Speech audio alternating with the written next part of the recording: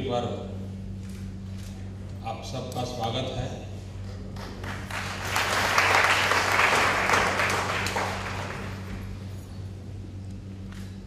ये मेरा सौभाग्य है कि इस क्षेत्र में बहुत योगदान करने वाले इन महानुभावों का सम्मान करने का मुझे अवसर मिला। मैं उन सबका बहुत बहुत अभिनंदन करता हूँ। श्रीमान गुप्ता जी का भी अभिनंदन करता हूँ कि आप लोगों ने दूसरी टर्म के लिए भी कार्यभार उन्हीं को सुपुर्द किया है, तो आपके संतोष का प्रकटीकरण हो रहा है। मैं उनको भी बधाई देता हूँ।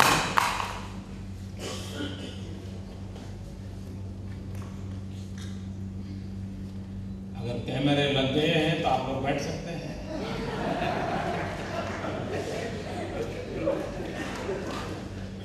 टेक्नोलॉजी तो बदलती है, इंसान का नेचर नहीं बदलता।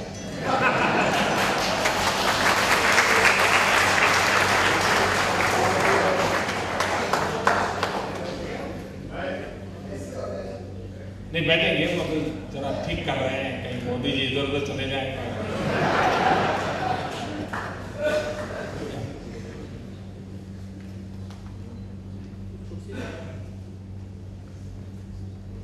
घोड़े अगर ठीक से खड़े हो गए हैं तो घोड़े सवार बैठ जाए।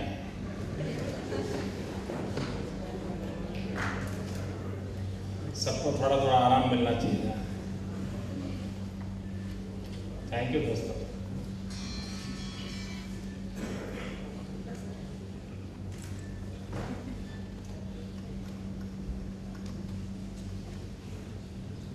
मानव संस्कृति के विकास की ओर अगर हम देखते हैं तो एक बहुत बड़ा लंबा कालखंड शायद मानव संस्कृति के विकास का ऐसा रहा है जिसके मूल में त्याग, तपस्या, जीवन के सत्य को खोजने के लिए जीवन को खपा देना,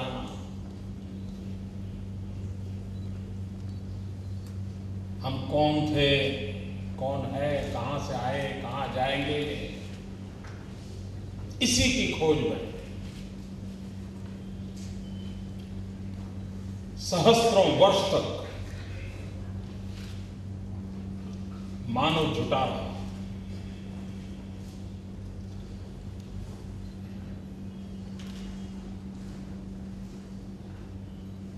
प्राकृतिक विशेषताओं को समझने के लिए अपने आप को खपाता रहा।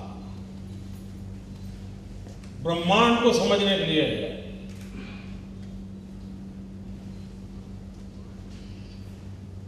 पीढ़ियों तक उसने अपने आप को खपा दिया। और उससे मानव ने जो सत्य पाया और जिसने ज्यादा कंट्रीब्यूट किया,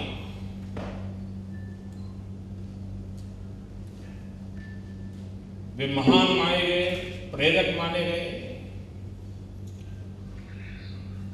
वो समाज, वो संस्कृति, वो व्यक्ति दुनिया के लिए आदर्श के रूप में प्रस्थापित हुए। दूसरा एक कालखंड ऐसा आया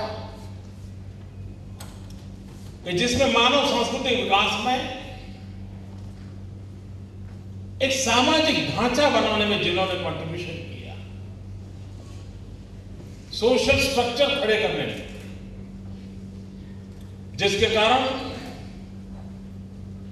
जो हमारे पूर्वजों ने खोज की थी उसको सस्टेन कैसे आगे बढ़ाया जाए। In the light of that research के लिए या उनको जो आत्मज्ञान हुआ था, व्यवस्थाएं विकसित करने के लिए पीढ़ियां थक गई।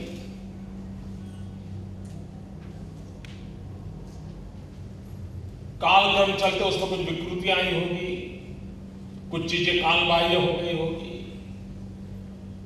लेकिन उसी ढांचे के तहत एक ऑटो पायलट व्यवस्थाएं समाज जीवन में निर्माण जो बुराइयों को छोड़ते हुए अच्छाइयों को कालानुकाल परिवर्तन करते हुए आगे बढ़ती चली गई। उसके बाद अब एक कालखंड आया, जिस कालखंड में मनुष्य गति चाहता था, मनुष्य प्रगति चाहता था, ईश्वर तक जो भी उसके पास है उसमें कुछ जोड़ना चाहता था, और उसने उसको टेक्नोलॉजी की ओर प्रेरित किया। वो नए नए साधनों को जोड़ने लगा, खोजने लगा, और विकास की अवधारणा में टेक्नोलॉजी ने एक बहुत बड़ा स्थान ले लिया। आज सबसे समृद्ध देश कौन, सबसे सुखी देश कौन, सबसे डेवलप कंट्रीज कौन, उसके मानदंड क्या है? उन मानदंड के अंदर वो जो पहली पीढ़ी ने दिया था वो मानदंड नहीं है। जीवन कितने उच्च है वो मानदंड नहीं है। मानदंड ये है कि वो समाज, वो देश टेक्नोलॉजी के माध्यम से किस ऊंचाइयों पर पहुंचा है। अगर सैनिक शक्ति का हिसाब लगाया जाए दुनिया के देशों के बीच में, तो दुनिया के सैन्य शक्ति का आधार कितने फौजी हैं, फौज में कितना मैन पावर है, इस पर नहीं हो रहा है। उनके पास कितने most modern technically sound equipments हैं, वेपन्स हैं, विनाश करने की उनकी क्षमता कितनी ज्यादा है, उसके आधार पर उस देश की सैन्य शक्ति को नापा जाता है। मतलब नापने का आधार है टेक्नोलॉजी। विश्व का कौन देश टेक्नोलॉजी में कितनी प्रगति कर रहा है, उसके आधार पर कौन देश शक्तिशाली है, कौन देश पीछे है, ये मानदंड बन चुका है। और यही अगर मानदंड है और उसको हम नकार नहीं सकते, तब भारत जैसे देश ने भी टेक्नोलॉजी की उपयोगिता, science is universal, technology must be local. हो सकता है ये सिद्धांत स्पेस रिसर्च के लिए काम आता होगा, लेकिन संभव है वही सिद्धांत गांव की भलाई के लिए भी काम आ सकता है। अकॉर्डिंग टू दैट साइंस हमने टेक्नोलॉजी डेवलप करनी पड़ेगी। अगर इस टेक्नोलॉजी की स्पर्धा में विश्व के अंदर एक शक्ति के रूप में उभरना है, तो हमारे सामने सबसे बड़ी अगर कोई चैलेंज है तो वो है कि हम 120 करोड़ नागरिकों के जीवन विकास में टेक्नोलॉजी को कितना उसकी आवश्यकता के अनुसार मोड़ सकते हैं, उसको विकास कर सकते हैं। और इस प्रकार के समारोह के माध्यम से अगर भारत गांव का देश है, भारत कृषि प्रधान देश है, तो क्या हमारी इस टेक्नोलॉजी का उपयोग गांव गरीब किसान के लिए काम आ सकता है और आ सकता है।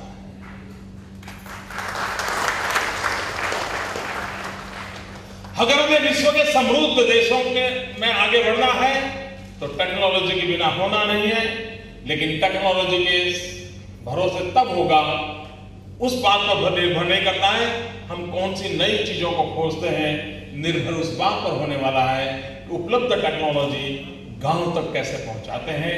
हमारी रूट में ताकत जो रहेगी वो वही रहनी है, और इसलिए हम लोगों का प्रयास, हमारे पास उपलब्ध जो विज्ञान है, उपलब्ध जो टेक्नोलॉजी है, वो गांव के काम कैसे आए, हर व्यक्ति को वो कैसे जोड़े, और उस दिशा में हम अगर प्रयास करते हैं तो विकास की नई ऊंचाइयों को पार कर सकते हैं।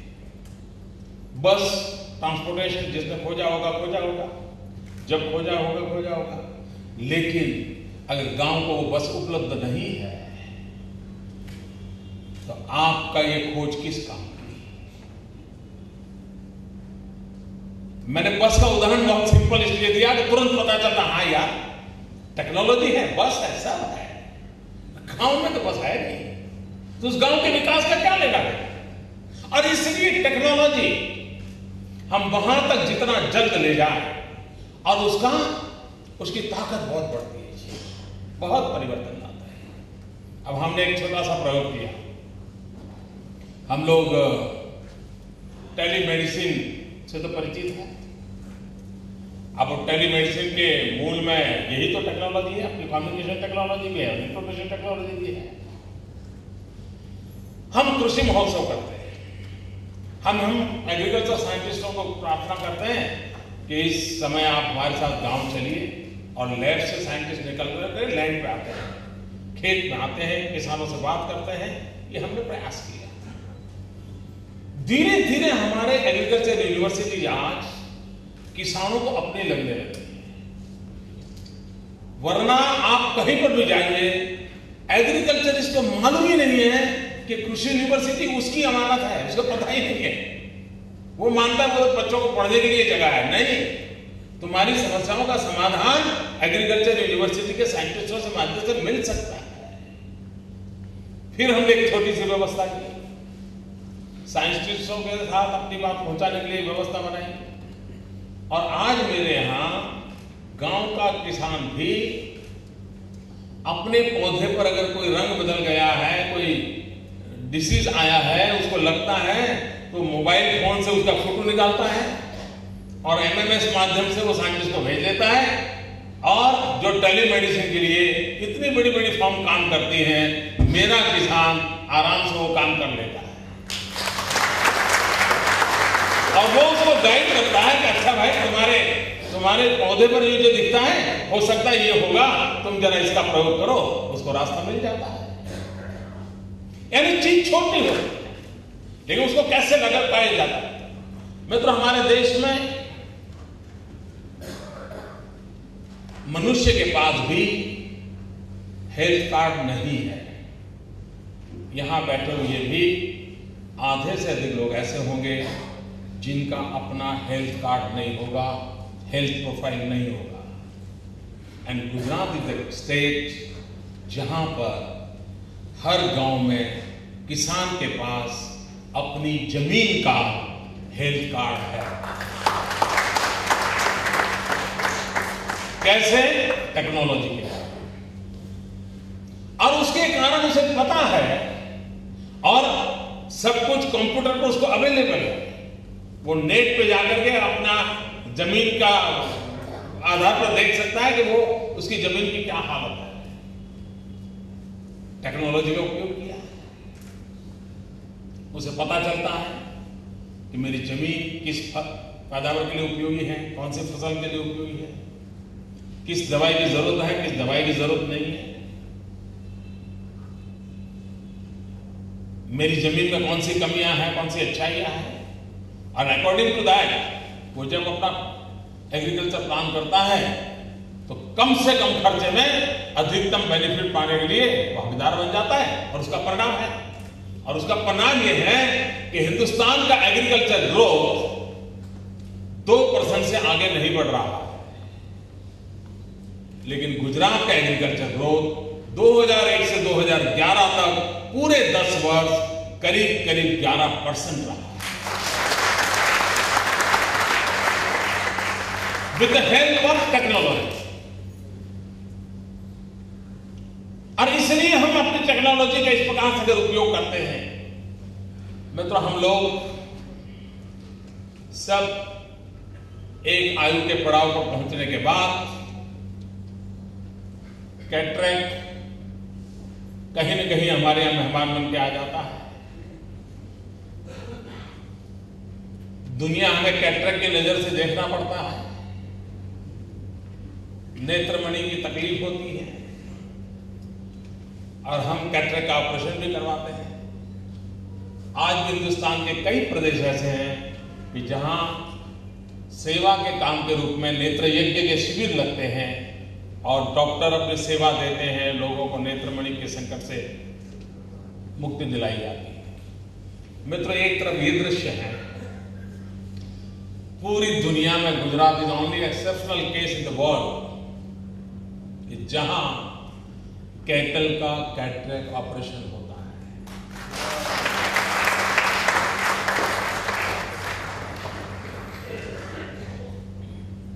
टेक्नोलॉजी थी, कैटरेक्ट का ऑपरेशन होता है, कैटरेक्ट कैसे होता है सब पता डॉक्टर को चलता था, लेकिन किसी को ध्यान नहीं आया कैटल में भी जीव होता है। जो शरीर रचना हमारी होती वैसे बाय एंड लार्ज वही चीजें वही है, तो उसको भी तो कैटरेक्ट का तकलीफ होता होगा। हमने उसको लागू किया और उसका परिणाम कैसा है। मित्रों, गुजरात इज स्टेट जहां कैटल के डेंटल ट्रीटमेंट की व्यवस्था है। आपको हैरानी हो रही है ना? मेरे वैज्ञानिक मित्रों, मैं आपसे ये मांगने आया हूं कि आपके साथ सब कुछ पड़ा है, सब कुछ विज्ञान आपके पास है, टेक्नोलॉजी है, एक्सपीरियंस है, थोड़ी नजर दौड़ाइए, आप इस पूरी मानवता की बहुत बड़ी सेवा कर सकते हैं। थोड़ा नजरिया बदलना होता है। और मेरे राज्य में आज कैटल कैंप लगते हैं, कैटल की डेंटल ट्रीटमेंट की व्यवस्था होती है, और ऐसी छोटी छोटी चीजों का परिणाम क्या है। हमने इस आईटी का उपयोग करते हुए कैटल की ट्रैकिंग सिस्टम को डेवलप किया है। हम हर वर्ष कैटल का हेल्थ कैंप लगाते हैं, पशु आरोग्य मेला, वैक्सीनेशन का फॉलोअप करते हैं, और इसका परिणाम ये हुआ है कि गुजरात एक ऐसा प्रदेश है जहां एक सिंपल टेक्नोलॉजी की मदद से फॉलोअप एक्शन के कारण 112 डिसीज ऐसे हैं जो पशु को होते थे। 112 डिसीज वो टोटली ये टेक्नोलॉजी की मदद से रेगुलर फॉलोअप के कारण 112 रोग पूर्णतया इरेडिकेट हो गए।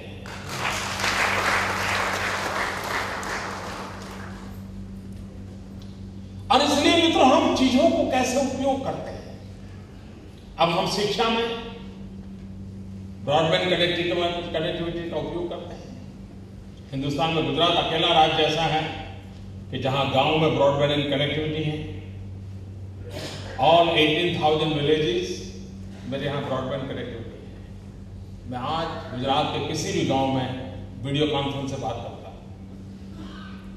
एक गांव दूसरे गांव से वीडियो कॉन्फ्रेंस से बात कर सकता है।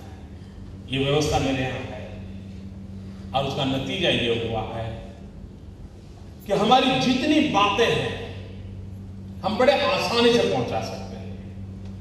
नेचुरल कैलेमिटी की एक घटना मैं सुनाना चाहता हूं। आपको मालूम होगा 3 साल पहले ऑस्ट्रेलिया में बहुत बड़ी बाढ़ आई, काफी तबाही हुई थी ऑस्ट्रेलिया में, अगर आपको याद होगा।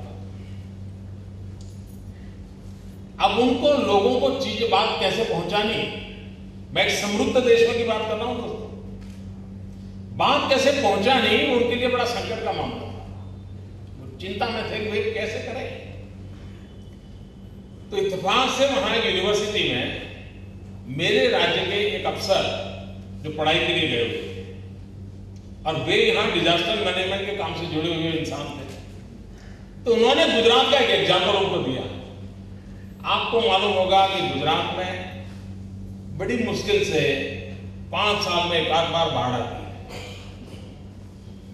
लेकिन आज से 4 साल पहले 1 साल में 5 बार बाढ़ आई थी। और मई में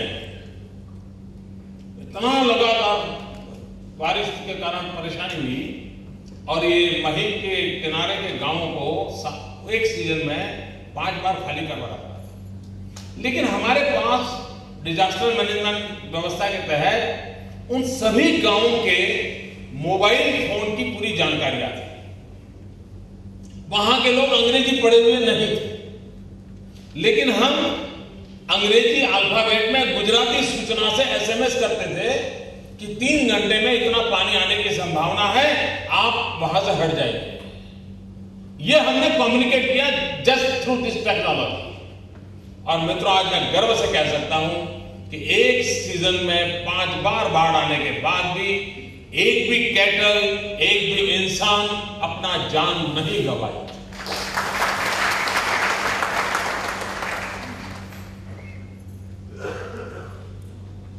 मतलब इंसानी व्यवस्थाओं हम नई जब खोजे तब खोजे, लेकिन जो एग्जिस्टिंग व्यवस्थाएं हैं उसको हम सुचारू रूप से किस प्रकार से हम उपयोग में ला सकते हैं। इन दिनों हम टेक्नोलॉजी के माध्यम से हम किस प्रकार से 108 को कोऑर्डिनेट करते हैं, देख रहे हैं जैसा 108 की सर्विस मेरे राज्य में पिछले दिनों हम लोगों को एक इंटरनेशनल अवार्ड मिला 108 सेवा का। वो अवार्ड इस बात का मिला है, अमेरिका, यूरोप जैसे देशों में ये सेवाएं करीब 100 साल पुरानी है कि एक नंबर पर डायल करने से आपको तुरंत सेवा मिलती है, गाड़ी दौड़ के आ जाती है। 100 ईयर पुरानी सेवा है, लेकिन वहां पर कॉल रिस्पॉन्स की जो सिस्टम है तो कहते हैं कि 5 घंटे एवरेज बचती है कि कंप्लेनर ने कंप्लेन किया और उन्होंने रिसीव किया तो कोई 5 घंटियां बचती है एवरेज। मित्रों, गुजरात का रिकॉर्ड है, हम कोई 3 घंटियां से रिस्पॉन्ड करते हैं और उसके कारण हमें दुनिया का सबसे बड़ा प्राइज मिला। टेक्नोलॉजी, ह्यूमन सेंसिटिविटी, इसको जोड़ने से क्या परिणाम आता है। और आज गुजरात के किसी भी दूर-दराज क्षेत्र में कोई गरीब मां अगर वो प्रेग्नेंट है, उसको पीड़ा हो रही है, किसी को सांप काटा है, किसी को अटैक आ गया है, अगर वो 108 को लगाते हैं, शहर में भी आज हमारे देश में एम्बुलेंस आते आते आधा घंटा लग जाता है। मेरे यहाँ गुजरात के किसी भी रिमोट एरिया में होगा, मैक्सिमम 13 मिनट के भीतर भीतर गाड़ी पहुंचती है। 13 मिनट के भीतर, anywhere in Gujarat, anywhere in Gujarat. कहीं रास्ते में एक्सीडेंट हो गया, हाईवे पर तो हार्डली 3-4 मिनट लगते हैं मित्र पहुंचने में। क्यों? इस सारी सर्विस को हमने कम्युनिकेशन टेक्नोलॉजी से एकदम परफेक्टली नेटवर्किंग किया है। और एक कंट्रोल रूम चाहिए, मैं तो चाहूंगा आप सब मेहमान आए, उसका हमारा कंट्रोल रूम देखने जाए। ये दुनिया में एक अच्छे कंट्रोल रूम में उसको माना जाता है और अभी भी बनाया है। यानी टेक्नोलॉजी का जन सेवा में उपयोग कैसे हो सकता है, इसके कई उदाहरण मैं आपको दे सकता हूं। आज देश में करप्शन ने पूरे देश को परेशान करके रखा है।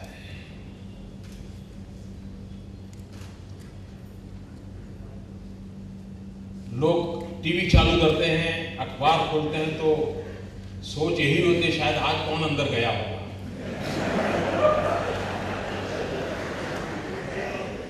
आज किसकी बारी होगी।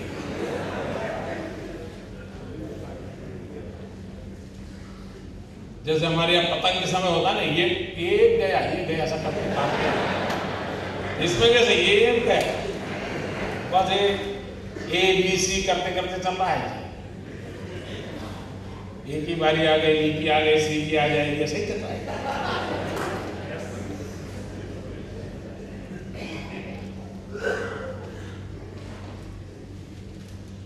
मित्रों, टेक्नोलॉजी ट्रांसपेरेंसी के लिए बहुत बड़ा साधन बन सकती है। भारत जैसे देश में टेक्नोलॉजी के उपयोग से हम ट्रांसपेरेंसी ला सकते हैं। मैं आपको उदाहरण देता हूं। गुजरात और महाराष्ट्र के बीच में बिलाड़ चेक पोस्ट है। हाईवे पर यहां पर गुजरात का चेक पोस्ट है, 1 किलोमीटर की दूरी पर महाराष्ट्र का चेक पोस्ट है।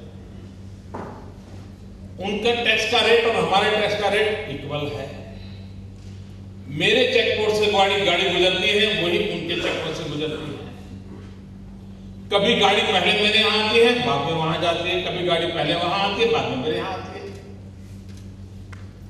व्हीकल की संख्या में फर्क नहीं है, चार्ज में फर्क नहीं है, फर्क इतना ही है कि मेरे यहां भिलाड़ चेक पोस्ट पर ये इंफॉर्मेशन कम्युनिकेशन टेक्नोलॉजी का नेटवर्क है, महाराष्ट्र में दूसरा नेटवर्क है। परिणाम ये है कि हमारी उनसे 5 अरब रुपए की इनकम ज्यादा है। 500 करोड़ रुपीस उनकी कम है। मतलब टेक्नोलॉजी से ट्रांसपेरेंसी आई है, लीकेज कम होता है, लीकेज बंद होता है। इन समस्याओं के समाधान के लिए ये विज्ञान में काम आ सकता है। हम टेक्नोलॉजी के माध्यम से एफिशिएंसी बढ़ा सकते हैं। जैसे ट्रांसपेरेंसी के लिए उपयोग होता है, एफिशिएंसी के लिए उपयोग होता है।